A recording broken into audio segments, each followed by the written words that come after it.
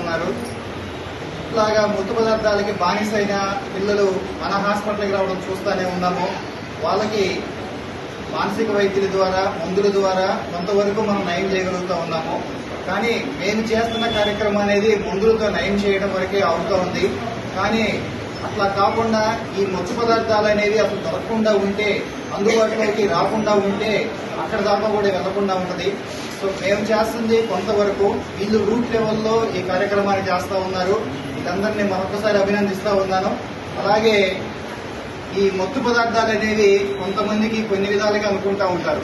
ఏది గంజాయి అని, హెరాయిన్ అని, కోకైన్ అని, ఇవని. అవి కాకుండా ఈ మధ్య కాలంలో వచ్చేసి కొంతమంది స్పిరిట్ కానివ్వండి, లేకపోతే పేస్ట్ కానివ్వండి, లేకపోతే గ్లూ స్లిప్ అంటాము, మనము పేపర్లు అంటించుకునేవి ఉంటాయి. ఇట్లాంటివి కూడా వాటిల్లో కెమికల్స్ కలుపుకొని మరీ తీసుకుంటూ ఉంటారు.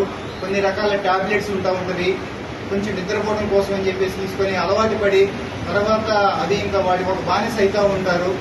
సో ఈ కార్యక్రమంలో ముఖ్యంగా చెప్పదలుచుకుంది ఏంటంటే, పిల్లల కన్నా కూడా తల్లిదండ్రులు, ఇప్పుడున్నటువంటి పెద్దలు, తల్లిదండ్రులు వాళ్ళ యొక్క పిల్లల యొక్క బిహేవియర్ని బట్టి కూడా మనం కొంతవరకు గమనించుకోవచ్చు.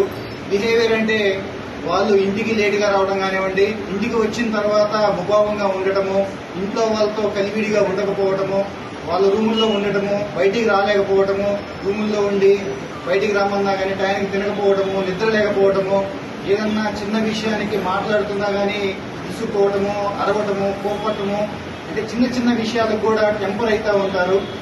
అట్లా అయిపోయిన పిల్లల్లో కనుక ఒక 3 నెలలు 6 నెలల కాలంలో ఇట్లాంటి బిహేవియర్లో కనుక మార్పులు వస్తే వెంటనే గమనించుకోవాల్సి ఉంటుంది. ఒక్కొక్కసారి వాళ్ళ హెయిర్ స్టైల్ బట్టి కానివ్వండి, వాళ్ళ యొక్క మానసిక స్థితిని కూడా మనం తెలుసుకోవచ్చు. అలాగే కొంతమంది టెట్టులు అని వేసుకుంటూ ఉంటారు. సో ఇట్లాంటి పిల్లలు ముందు అట్లా స్టార్ట్ అవుతూ ఉంటుంది లైఫ్ స్టైల్ చేంజెస్ అని చెప్పేసి, కొంచెం స్టైల్గా ఉండాలి అని చెప్పేసి స్టిక్కర్లు అని అవి పట్టించుకుంటారు. తర్వాత వీటికి అలవాటు పడుతూ ఉంటారు.